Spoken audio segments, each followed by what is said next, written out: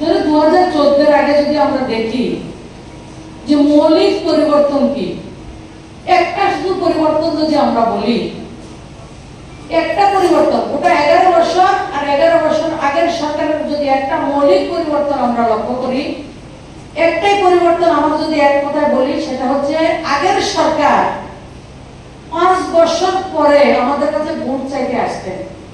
5 বছর পর পর ভোট চাইতে আসতেন এবং তারা তাদের মতো করে কথা বলতেন গোটা দেশে।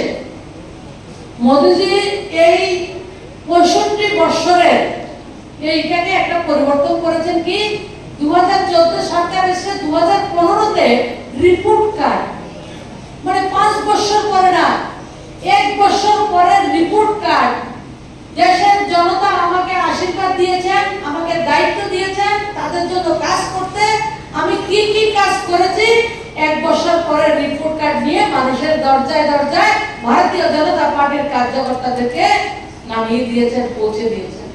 এই রিপোর্ট কার্ড তৈরি করে আমরা জনগণের কাছে, জনতার কাছে যাব, সেটাই হচ্ছে আজকের কার্যক্রমের মূল উদ্দেশ্য।